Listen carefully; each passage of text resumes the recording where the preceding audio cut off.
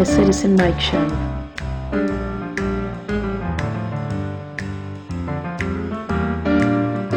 News. Commentary.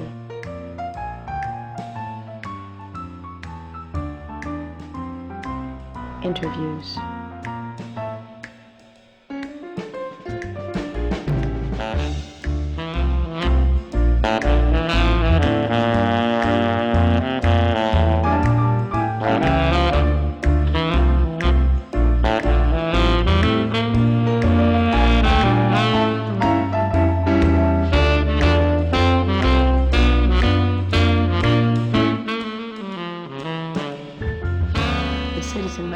Starts now.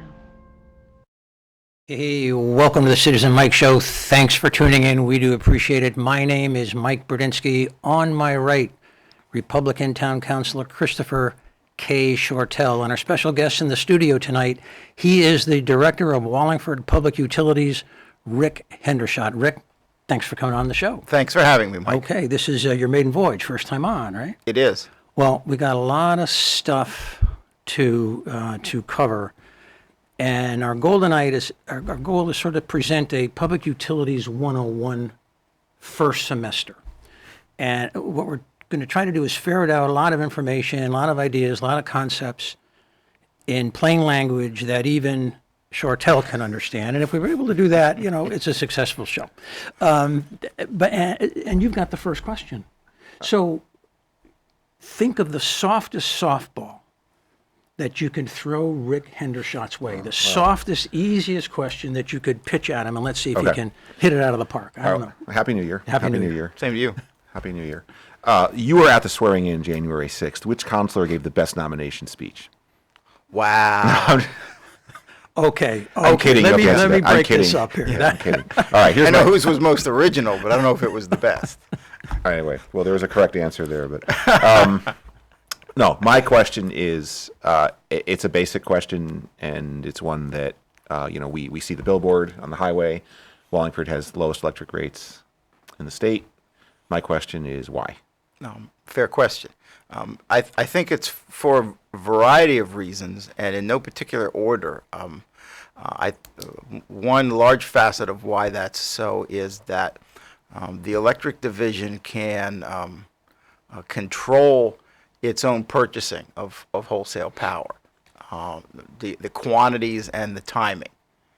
It's my understanding that the large investor-owned utilities in the state do not have that freedom of timing of when they do what they do, so that's one. Another one is we have no profit motive. We're not paying stockholders. And the division, the electric division, happens to be debt-free, so there's no bond holders or bond interest to have to collect. And then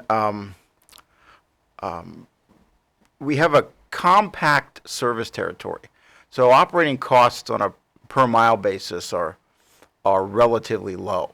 Mm-hmm. And then that also leads to what we call low density. There's a lot of unit sales, like kilowatt-hour sales in a mile of line, and that helps with overall operational and economic efficiency. And I think all those things together create the result that you see. Let me get back to the issue of timing for a minute here. The privately owned utilities, they have to buy power just like you have to buy power, and why don't they figure out, I'm a little confused, why their hands are tied and yours are not tied as to the timing of buying power?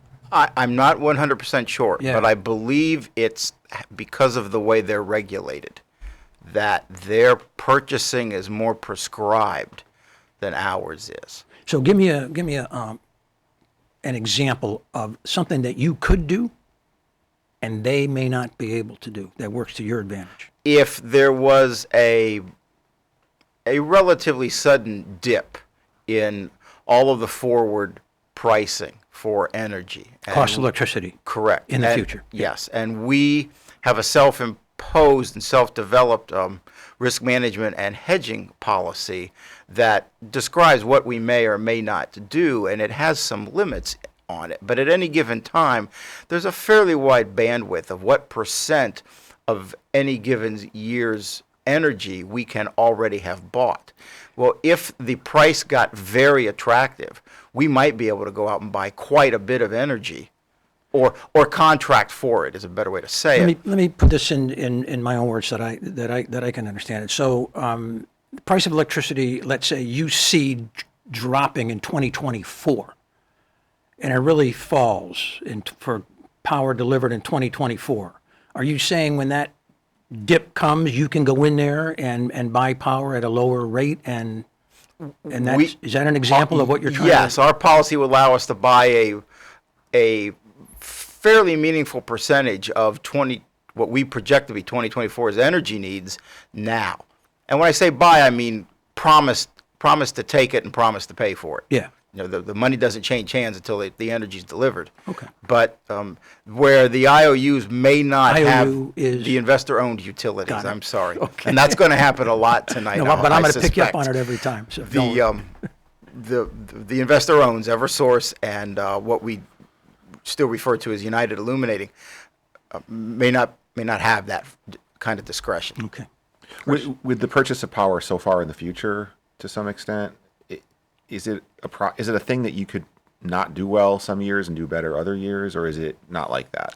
Of course you could, and we're never trying to beat the market. We try to take advantage of favorable market conditions, and the policies I described impose some discipline on us that we can't get too far behind waiting for a better price and then get stuck with a high price at the last minute, nor can we get speculative and buy too much thinking that's the best we can do, and then have the market turn on us, and we've already committed to a large quantity. So I'm gonna push back on one of your answers. I don't think you're giving yourself enough credit when you say the timing and how it's purchased. It's also how you navigate that, like to a certain extent, that drives the rate, keeps the rate stable. They don't have to be as stable as they are if you had different policies. That's true. And stable's a good word. We do strive for that. Right. We don't purport to be able to do anything better than bring the market to our customers, but that is what we attempt to do, and it is all about rate stability rather than whipsawing the customers with low prices now and high prices later, and then low prices again, and so forth. So the individuals that actually go into the electricity market and purchase the power for this year, next year, and so on into the future, as you described, is that still ENE? Is that still the company that's doing it? Yes, they are our agent in the market. Purchasing agent, and it's their expertise that they sort of guide you as to when and how much you should buy. Is that? Well, no, the policies describe in general terms. I and a separate consultant that we've hired talk about the details of timing. Okay. And then Energy New England handles the nuts and bolts of soliciting the prices, bringing the prices and the terms back to us. Now, they have some insight into this too. They do this for many customers, so they've got a lot of knowledge, and they impart it to us. But it's all of us collaboratively speaking about, is this a good time, and what feels like the right amount. So for 2020, this year, this calendar year, is all the power purchased already? Have you got contracts out? Yes. For everything we're going to need? How about 2021? Most of it. Most of it. 2022? Not as much. And so you're kind of shopping around for 2022? Well, and 3 and 4. And so on out. Our policy allows us to hedge in the year we're in +4. So now, for the first time, we can buy in 2024. Before December 31, we could not. Okay, got it. I got a couple of things like checklists, quick things that I just want to clarify. I think they're really basic stuff, but it'll help all of us understand what's going on in electric division. We own our own I call it hardware, poles, wires, equipment that I don't know the names of. Is that true or not true? Yes, it is true. Okay, and yet that gives us the burden of replacing it and repairing it and the upkeep too. I mean, that's the other side of owning it. Correct. and the power you just described, we buy it wholesale. Yeah, we can run with the big dogs when it comes to the amount of power that we buy at one time. Is that Yes. I got that right. Yes. You talked about the profits and the overhead. Do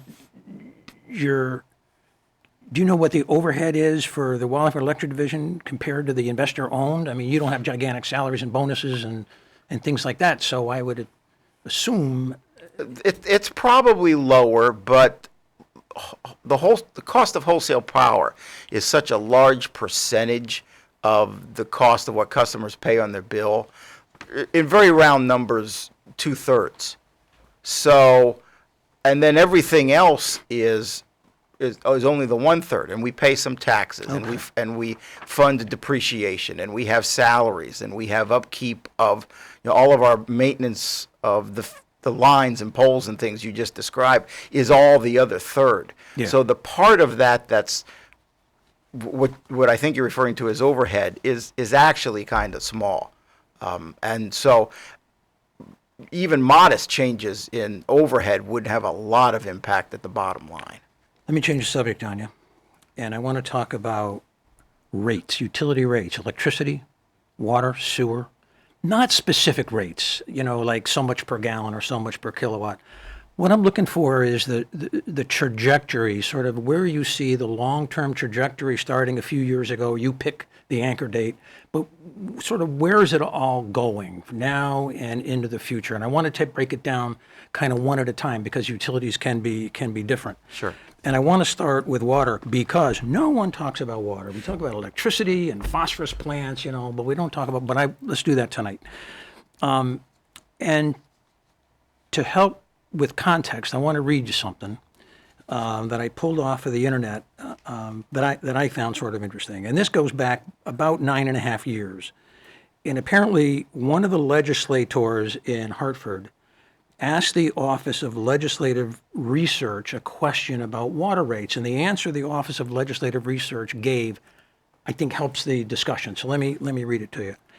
It starts out by saying, you asked, this legislator, asked for a comparison of the rates charged by Connecticut Water Company. Now, we're the water division of the town of Wallingford. This is not, we are not the Connecticut Water Company, but Connecticut Water Company is a bigger water company.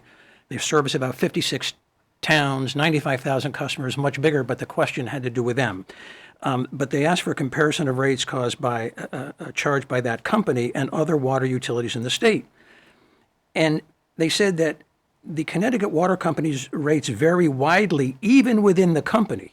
While 4 of the company's systems or divisions have rates that are in the top 5 in the state, other Connecticut Water Company systems and divisions have rates that are below the state average for large water companies. Statewide, the rate for typical residential customer ranges from nearly 9 cents per gallon to one section of the state to less than 4 for another section. And I bring that up, it's like a 100% swing within the same company that is charged in other parts of the state for water.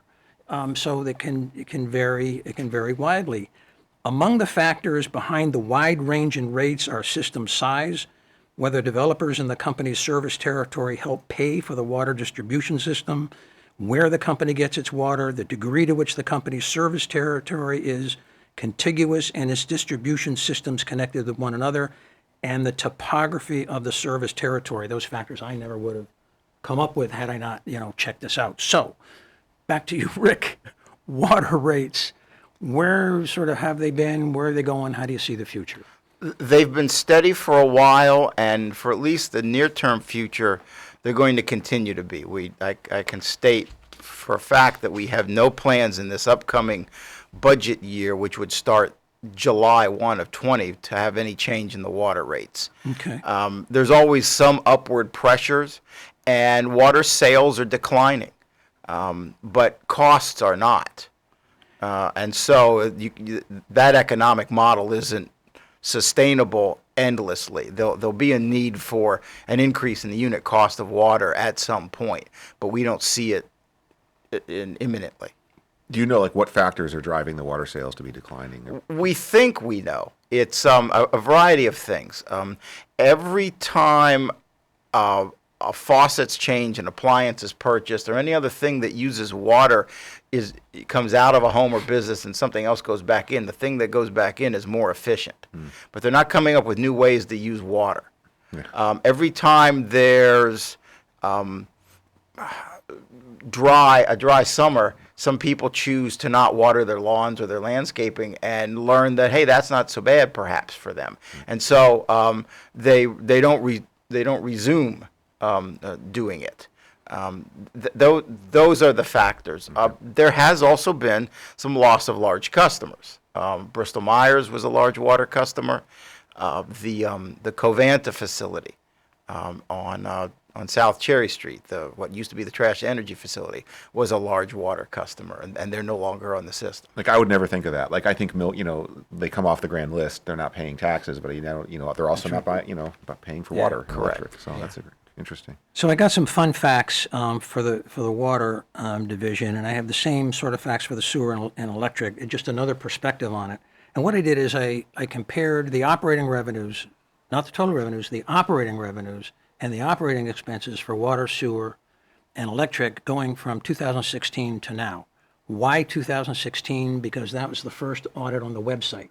In other words, I didn't have to go into my attic and pull the comprehensive annual financial report for an earlier year. That's pretty good. So that's the reason for the two dates. Okay. So these are revenues, operating revenues in 2016, about 7.9 million. Now they're down to about 7.4, so down a little bit. Expenses are down even further. Expenses back in 2016 were 8.9. They had to been running an operating deficit, but now expenses have dropped from 8.9 to about 6.9, and the water division is running a little operating profit. Just another way of looking at use and rates, and so looking at that, I see I don't see just that. I mean, just that. I don't see pressure on increasing rates because they seem to be doing okay. But this is really elemental. I mean, this is really very too oversimplifying it. But I just thought I would dig that information out. Sewer.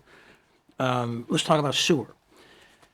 We've all heard about the phosphorus plant. Anyone watching this show knows that it is looming. I don't want to spend too much time on that. But what is the trajectory, sewer rates, into the past and going up into the future, including, phosphorus? Where do you see that going? Well, I believe similarly to water, they haven't been changed in some time. I can't recall the years, but in the last decade or so, there have been 2 sewer rate changes, and they were large step function changes, but then they didn't change for years after that. I can't recall those, but they were large increases. You may even have that information.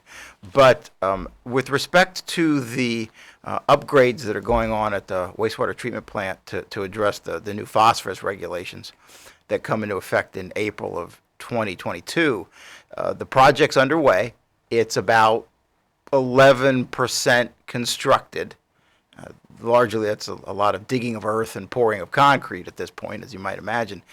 And in preparation for where that project will come in and what its cost, in essence, debt service will be, we anticipate that beginning in July, the typical residential sewer bill, and that would be for a residential customer whose water meter is a 5/8 inch water meter, and that's 90% of those customers, is about $8 a quarter. And we see similar increases for the next few years after that. Beyond that, I'd be speculating. Okay. We're working on, rates and a detailed rate making model, and there'll be more to follow on that in the coming months. But right now, I can say that much with certainty. So my fun facts on sewer, same kind of a thing that we talked about on water. Going back to 2016, revenues, operating revenues only, about 7.1 million, expenses more, 8.1, there was an operating deficit. Both of those, the operating revenues and operating expenses, have trended down to this past year ending 2019. The revenues for sewer went down from 7.1 to about 6.8, and expenses went down from about 8.1 to about 7.2. Same forces driving the revenues and expenses down, customers leaving? I mean, is that, what's going on there? Well, customers using less water. Okay, yes. And the yes, sewer yes. bills are based on the volumetric use of the water, almost entirely. There are some customers that are sewer only, and so they've got flat sewer charges based on our analysis of their facility. But largely, it's your sewer charge is based on the amount of water that you purchased. The theory being that the water that went in now is going to come back to us and needs to be treated before it's discharged. So based just on these numbers, which is an oversimplification, I absolutely agree. I mean, just on these audit numbers, I see in 2019 revenues of 6.8, but expenses more at 7.2. I'd say I'm looking out for a rate increase to kind of balance that out, even without the phosphorus. I would say, I'll bet one day soon they're going to try to even that out. Am I off base? I mean, is that No, logic? it would have been much smaller, and we might not have done it necessarily this year. There is cash above minimum in both divisions, and the divisions could have used that in lieu of rate increase. But given what's coming in the debt service costs of the wastewater treatment plant, we feel it prudent to sort of glide into those costs rather than wait and do them all at once when they occur. I think I know what you mean. Meaning more gradual when you say glide? Yes, rather than wait for when the debt service begins and then collect all of it And at there's a that shock, time. kind of a sewer Correct. bill shock. Okay, I got you. Electricity rates are a lot more complicated, and I want to, in the next couple minutes, break down with you and your help the components of what makes up an electric bill, because the pressure on one component could be different than market forces on another component. But for the purpose of this question, what's the broad trajectory of an electric bill to a residential ratepayer from a few years back to going forward? Well, there's been a lot of upward pressure, but because of the division's favorable cash position, the PUC for the past few years has been able to Absorb it? some of it. And there's one line on the bill that customers will notice called PCA, or Power Cost Adjustment. And that's a number that is placed on the bill to address any under or over collection of revenue purely due to wholesale power costs that might occur in any given 6-month period. A certain assumed cost of wholesale power is baked into the rates. And then the PCA then looks back and said, did we collect enough to address our wholesale power costs, or did we collect too much, and therefore should we collect more in the next 6 months, or should we collect less in the next 6 months? For the past, I believe, 2 years or more, anytime the PCA was a positive number, the commission has set it to zero. Meaning prices have gone up. Is that what you mean by There positive? there were price pressures. Okay. But the division absorbed them because of the favorable cash position. And we did not then, over that then ensuing 6-month period, try to collect the under collection that had just previously occurred.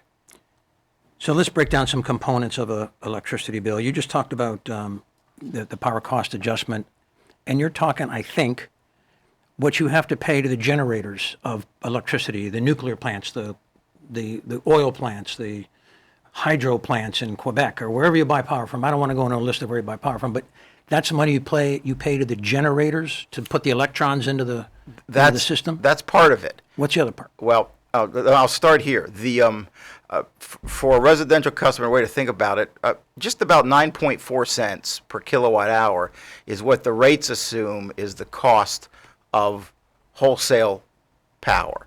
And that's all the costs to arrange for wholesale power. So that's generation, the energy. That's also then... and I'm going to think nuclear plant here because Mr. Shortell possibly has something to say, here now and again about nuclear plant. How much comes from wind and solar? Because those are so consistent. And efficient? No, you don't have to answer that. Well, I can answer Oh, those answer, questions sure. when we get there, but Okay. we're getting off the beam a I little know. bit. That's what Mike does. I was all geared up to answer the. Yeah, let's. I'm sorry. The He started it. components of He started it. the energy. Yeah. But there's generation. That's just about half. Okay. Of that. Then there's a transmission. We have to pay to our share of the costs of the regional transmission network. So let me stop you there. We have transmission lines going across Wallingford. That we do not own. We do not own, but we got to pay our share for using those lines? Yes. That's what you meant by transmission? In so many words. Okay. Go ahead, finish up. The way it's done in broad stroke terms is that all of the transmission owners submit their operating costs, which includes debt. Are there any names that we might be familiar with for transmission line owners? Oh, sure. Eversource, United Illuminating, National Grid, Okay. Central Maine Power, So they Public provide Service the of New lines and they Hampshire. want money back. Correct. Those rascals, And, those and rascals. the I- regional operator, the independent system operator Yeah. of New England, or ISO as we refer to them affectionately, is charged with that duty of gathering all the transmission costs and then assigning those costs to all load within the region. We're And- load, right? And load is customers. When I turn on my light, I'm a load. Yes, yep. So, Okay. possibly at other times. And But possibly we at won't other get times. into that. No, we don't. And so, and then that's another part of the bill, is our share of the transmission costs, both regional, and then there are some local transmission costs that the ISO has determined, that's a Connecticut-only project, that should be a Connecticut-only cost, and Another show. Connecticut only will Do another pay show. for it. It could be a whole nother show. Yeah, another show. Okay. So we And- got two of the components. Right. What else we got? And then there's capacity, which is revenues that generators, mostly generators, some other resources can earn these capacity revenues, but it's revenues that generators receive merely for existing, and then promising to run when asked to do so by ISO. And Pierce Plain is an example of that? Yes. We're going to get to Pierce in about 2 minutes, but I just wanted to nail that down. So let me just stop with these three, and I'm going to go down them quickly and tell us briefly if the price pressures are going up, moderating, or going down Okay. as you look out into the future. Generation. Forward prices are softening. Prices are moderating, maybe going down. Every year is a little bit less expensive than the previous year. How do you account for that?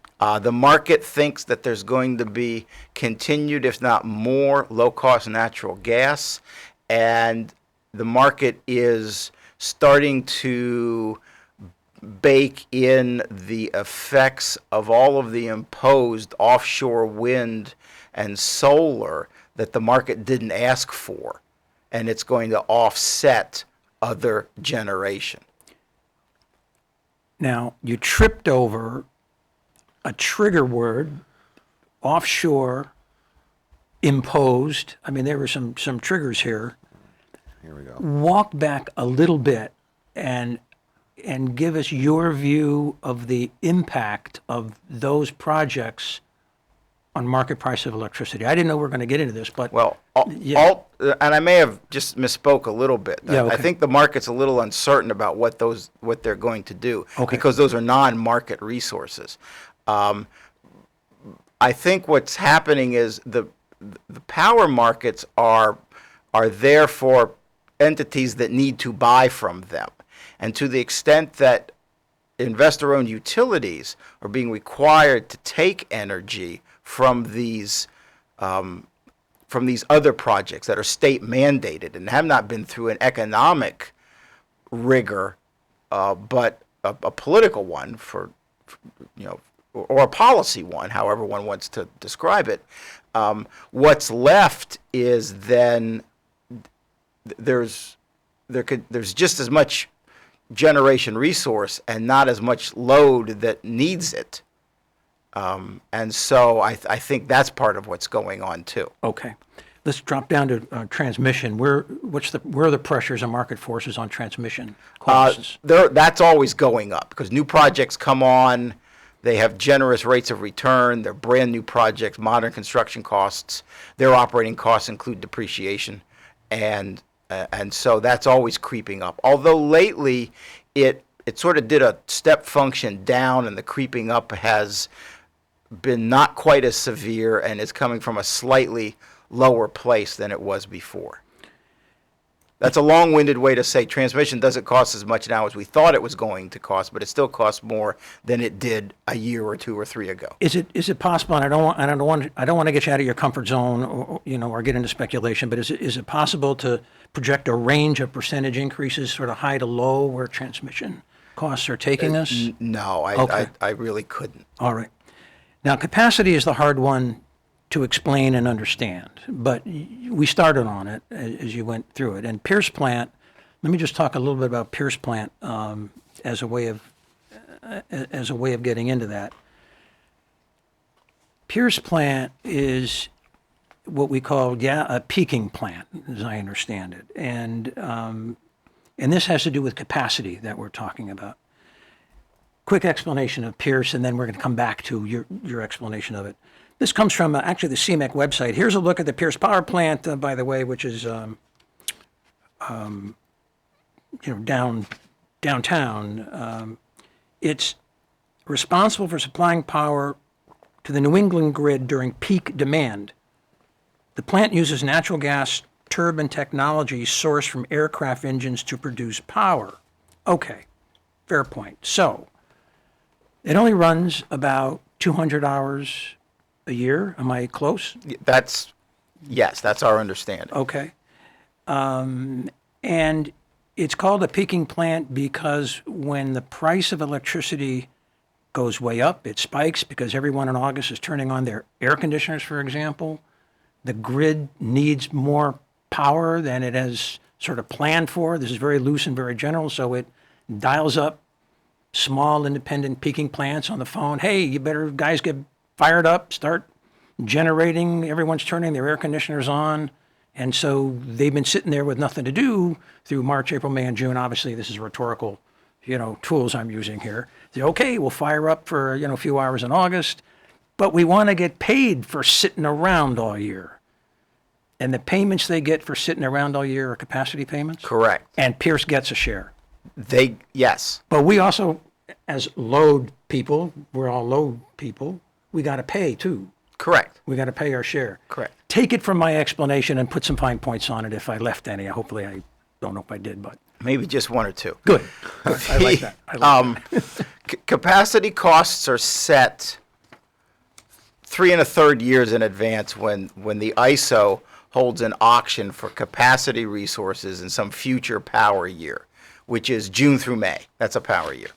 So resources bid in, and ISO runs these auctions and runs the auction for a year, and there's many iterations, easy for me to say. And the end result is at what price does the market finally clear, where the capacity needs meet the capacity offers, and at what price now has. It usually starts at a very high price, and then it gradually works its way down until there's just enough capacity left to meet the ISO's conservative estimate of capacity needs, and who's left and willing to take the price that's left, and that sets the price then for that year. Capacity costs had been very high. There had been capacity shortfalls, market reacted, maybe overreacted. It is a bit of a boom-bust market, and so power year previous to the one we're in now, capacity reached sort of a recent high water mark of $9. I won't get into the units, but $9. Presently, it's $7. In the upcoming capacity or power year, it will be $5 and change. And the 2 years after that, it's down around $4 or a little bit below. And we think it's going to be that number again after the next auction is held next month. So it's good for ratepayers. It is good for ratepayers. So getting back to Pierce, that means Pierce is going to be getting less revenue because Correct. capacity payments are down. But the good side of that, and we have an ownership share, 1/3 ownership share in the operation of that. Yes. But load payers, retail payers, we're going to have a smaller capacity component on our electric bill. Correct. And the Okay. impact at the electric division level would be it softens the PCA or if Power cost adjustment, and it could then turn into a credit. Okay. Like presently, it is a credit. It's the way it's calculated. And going out over the next couple of years, we see that trend continuing, that the PCA is going to be, will be a number lower than the number that's assumed in the rates. Yep. Chris, any thoughts? I missed all. You do it again? I missed all that. Going back like 5 minutes. No, no. I have a question, but it kind of leads us to the next item. Go ahead. But it ties to Pierce because I know I had an erroneous understanding. So I've always been under the impression that if the grid went dark, Wallingford would be back online first. So I guess fact check me on that. And is that anything to do with Pierce, or is it the other plant that's more responsible? And tell me if I'm off on that or if any of it's true. Your general presumption is largely correct, but you're also, you're either correct or incorrect. I'm not sure which position you took. It's a common problem, I guess. Pierce is not the reason. Right. It is the what is now the LS power plant, and the now 7 stacks that line East Street. If you drive down and look at that project, it began as 5 generation units, and they recently added 2 more. Okay. That sits on Pierce plant land, and LS Power, the current owner and operator, pays a lease payment to the electric division, and then taxes to the town. And the way there is both a contractual obligation for LS Power to provide upwards of 2 units worth of power to Wallingford in the event of a grid collapse. And the operating reality of the situation is that in such an event, the plant needs Wallingford's load due to its right next door physical proximity to stabilize the generators as they come back on. It's not just throwing a switch and all 350 megawatts in that plant suddenly come on. There has to be load to balance generation. Okay. That's because electricity can't be stored. It has Someone's to gotta be be used using it. the instant it's created. Electrons have to go someplace. Yes, and they travel just like that, as an old superintendent of mine used to say. Yeah. So that's how it works. Well, all of us, the electric division, on-call supervisors, and our system operators and others have been to system restoration training at Convex, which is a branch of ISO.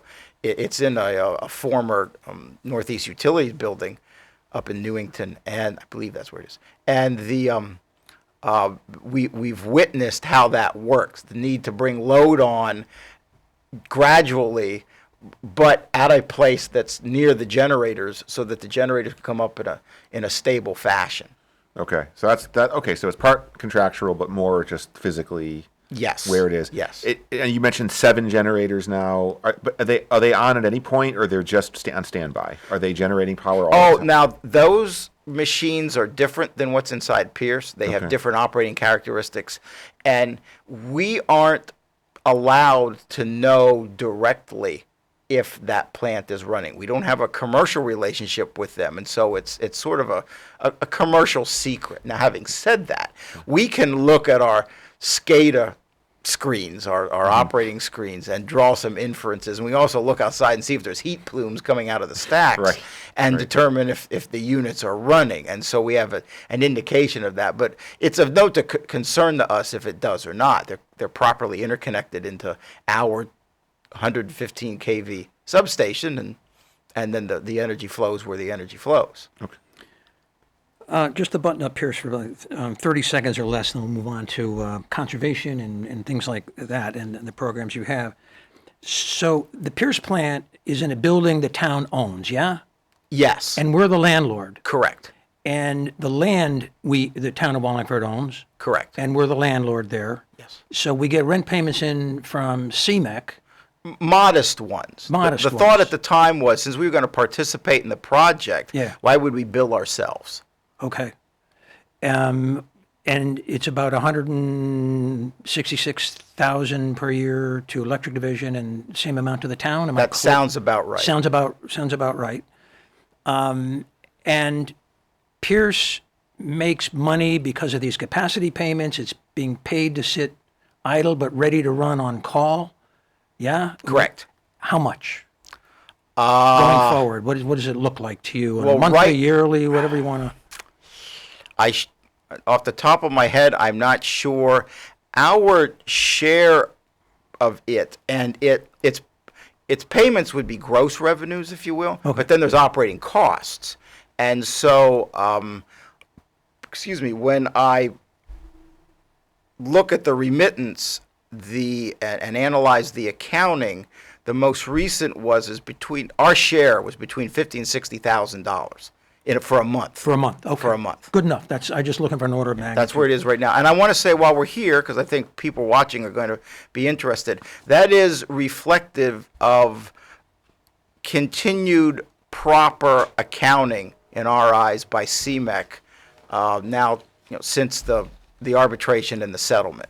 Got it. We can tell from the charges they're applying to it that they appear to be doing it properly. We will, of course, look at it in detail, but that number is net that result.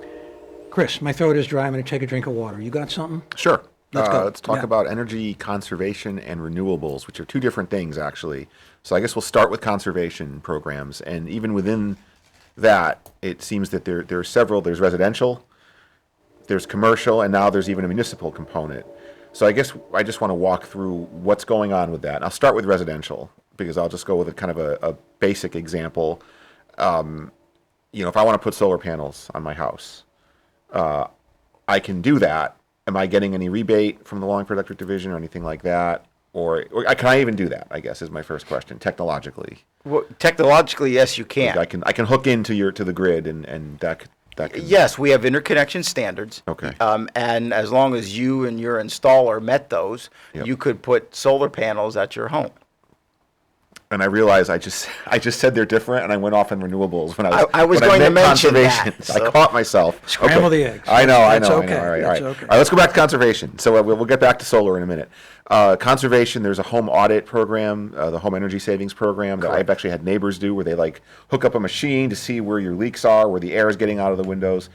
Can you talk about that a little bit? And I guess the one thing that I'm curious about with all of this conservation programs, the funding, because everything I've read online, everything I know is there's a caveat as funding is available.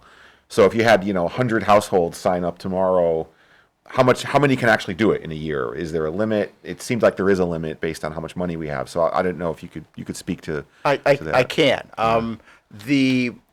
I'll start big and work Okay. small.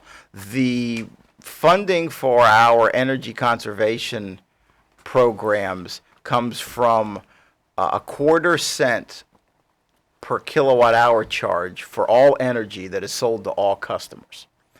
And that raises about $1.3 million or so a year. System-wide, because we have to remember, we have 3,000 or 4,000 customers in North Branford. North Branford, right. So they're part of our system, and they're customers like everybody else is, and they avail themselves of these same programs, or they can. And so in addition to those funds, we get presently, it's about $200,000 a year of funds from the Regional Greenhouse Gas Initiative that is paid out to all load, all over the region, all over among the participating states. And so that's a budget of about $1.5 million. And so that's split maybe 600,000 or so for residential and 900,000 or so for commercial and industrial. And residential programs are largely the home energy savings program that you described. It's a very good program. It's fuel blind, which means the electric division doesn't care if the work done there reduces a person's gas bill or oil bill or their electric bill. There's no screening about whether you do or don't have electric heat or do or don't have central air conditioning. It makes the house more energy efficient. We've done thousands of residential units to date.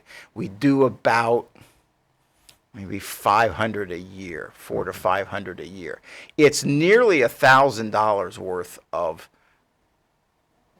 goods and services. Yeah, 'cause you get like free light bulbs. You get up to 25 light. Two technicians will spend the better part of a day. Yeah. They put the thing you described. It's called a blower door. They Yes, they seal yeah. close all the doors and windows. Put this thing in the front door. Turn it on and try to suck air out of the house. And they measure how well they're doing. And then they can go around and find all the leaks. Right. And they don't seal them all completely. A home has to breathe to a certain extent. There are standards. Yeah. But they'll do all the easy stuff or all the obvious things, and obvious to them, not obvious to you and me. And then at the end, they check it again and see what the cubic feet per minute that the blower door can draw in then is to determine that they haven't made the house too tight. Right.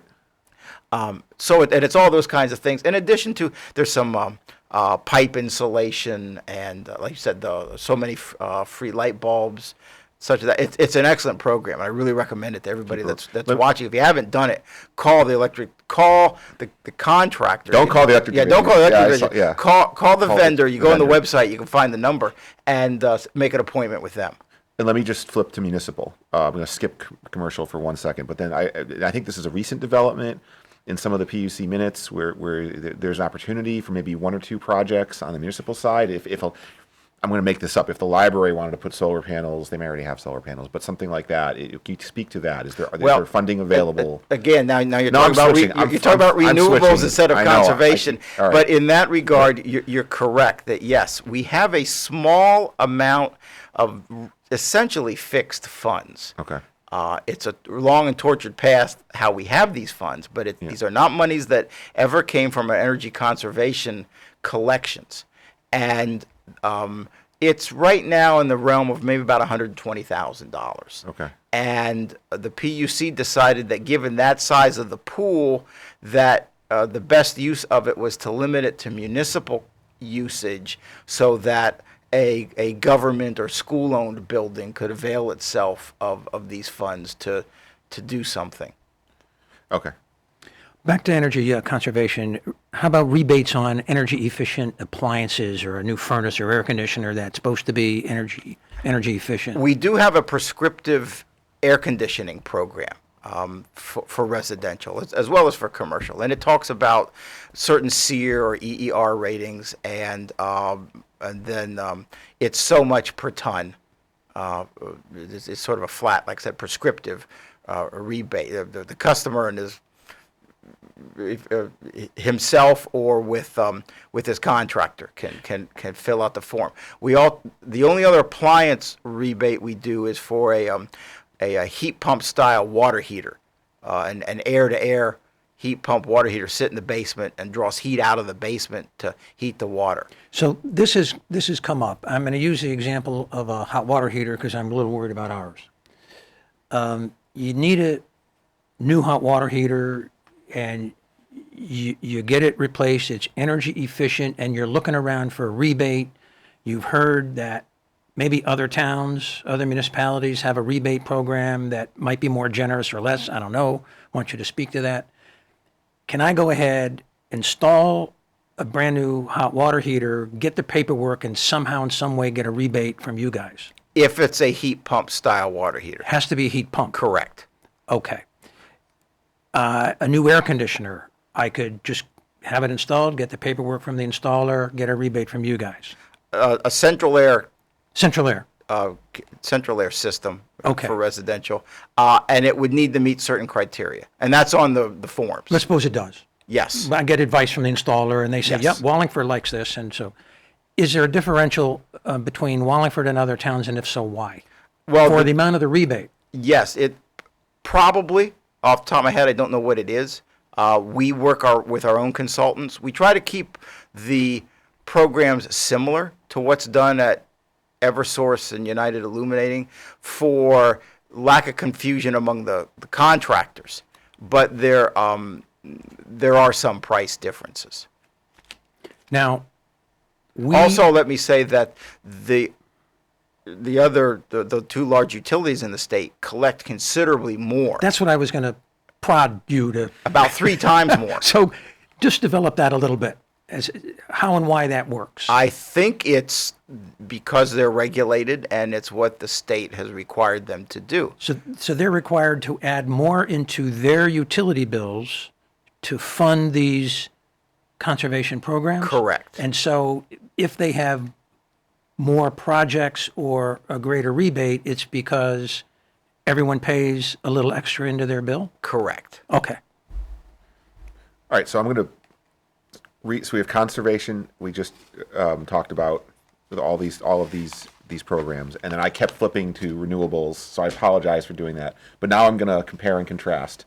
So back to solar panels on my house. There is no rebate from the town of Wallingford today that I could get. Correct. And you had mentioned 1/4 cent per kilowatt hour funds the conservation, the Wallingford, the home energy savings program.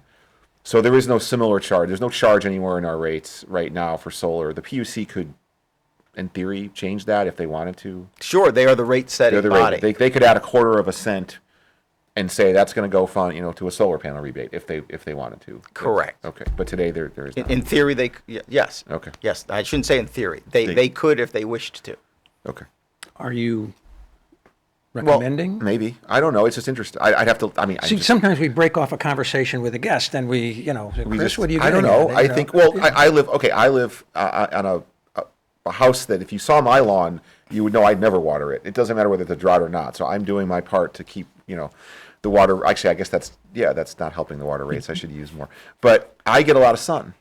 I would love solar panels on my house if I knew that it would help to get some kind of rebate. So, sure. I'd be up for that. Should I go to a PUC meeting and go to public comment? Well, let's leave Rick on the sidelines just for a minute here. We'll chat for 15 seconds, and Okay. then we'll come back at him. Yeah. So the town council has legislative oversight over the PUC. Oh, here we go. Yeah, no, So that's right. No, that's right. So I have to. So if you're serious about collecting more money from ratepayers, no, but this is how it works. I think We can I think overturn And I'm not their trying to trash motions. that We idea. can't give them. I think we can't proactively tell them what to do. No, I'm just saying whatever the Wallingford Town Council believes legislative oversight is. And some of you think it means nothing, and others think it means something. I'm just saying the charter says you have legislative oversight. Yeah, so but I don't. If all 10 of you would like to see a more proactive 10 of stance on solar panels, There's 9. as a matter of legislative oversight, you put it on the agenda and you voice your. We could vote. your- No, yeah, that's no, all no. I'm saying. Oh, well, that's not what you were saying. You were telling us we could. No, you're right. We could advocate for it. That's a great point. So that's now I've opened my big mouth. All I'm saying. So now there's got to be an agenda item coming. Yeah. Would you like me to comment on this? I didn't think you wanted to, but yeah. Yeah, actually, I do. Okay. Okay. Let's talk about it. Please. Think about it this way. If all customers contributed to a fund that they don't all use, what is their benefit for you putting solar panels on your home? And it gets longer than that because we do a concept called net metering. It's sort of the law of the land. We don't have to do this, and we may not continue to do it. That's Rick talking, not the PUC talking. Right. But what happens is when you install a solar panel or any behind the meter generation in your home and displace sales, it's not just the wholesale power that you're displacing. You're also displacing the operating revenue that we collect that's on part of every kilowatt hour we sell. Mm-hmm. But yet on a dark, cold, stormy night, when your power goes out and your solar panels aren't running at that moment, you're still going to call the electric division and expect the same sort of response and service, even though you haven't paid as much into the operating of that electric division as you might have in a previous year. Mm-hmm. And so presently, nothing prevents people from doing that, but I would question the, for lack of a better word, fairness of subsidizing some people to do that and not subsidizing everybody to do that. But that's the part about the operation. And that's just an economics analysis of the situation. I think it's fascinating. The part about the great about the operational part. I would counter by saying you can make the same argument about the school system, in the sense that everyone pays into the school system. Not everyone has children, and so I think that the school system serves a greater good. And I could make the argument that if 20% of Wallingford had solar panels, that could serve a greater environmental good. God help me, I'm turning into you a little bit on this one. I have no idea what you're talking about. And let me say, that's a policy. I could make that argument though. But that's a policy consideration. Yeah. I acknowledge that, and I don't necessarily disagree with that policy. Yeah. But that's what it is. Yeah. And so that's not how we look at it. Understood. No, it's more complicated than I was making it out to be. Yeah. And Mike was making it out to be. So, Rick, what I heard you say, and I'm going to put a little bit of my own interpretation into it, is that it's not in the electric division's best financial interest. It's not in their financial interest to encourage solar panels. It would put pressure on operating. So that's a revenues. Yes. So that's a yes. It would not be in their in their interest, the electric division's financial interest. Got yes. it. Okay. And there are small utilities in Vermont where they're required, and they have net metering up to 300 kW, and the state is richly encouraging this, that they're having real operating revenue issues because they can't. They're not allowed to make up that delta the way you might think. And so how does one run a system when one isn't getting the revenues that one used to, but the same requirements are still there? Let's make that the final word. We had some other things we wanted to talk to you about, but that just means that we got to bring it back into our show, off into the future, mop up some of the things that we wanted to talk about. But thanks for coming on to the Citizen Mike Show, and I'm sure our viewers appreciate it too, because we covered a lot of stuff they probably didn't understand before that they do now. So thanks again. Thank the you viewers, for watching. We're here on Wednesday nights. You can see the Citizen Mike Show on WPAA TV on Thursdays, Fridays, Monday, Tuesdays, and Wednesdays at 9 p.m. So we have said year after year, if it's 9 at night, it's Citizen Mike. Also, the show goes up on YouTube probably around Thursday night at 9 o'clock. Go to the YouTube, the Citizen Mike Wallingford channel, follow all the prompts, you can get it. Check my Facebook page out. I put a little promotion on the show there, or send me an email and I'll send you a link right to the YouTube show. Thanks everyone, and thanks to Rick Hendershot, Director of Wallingford Public Utilities. Good night, everybody.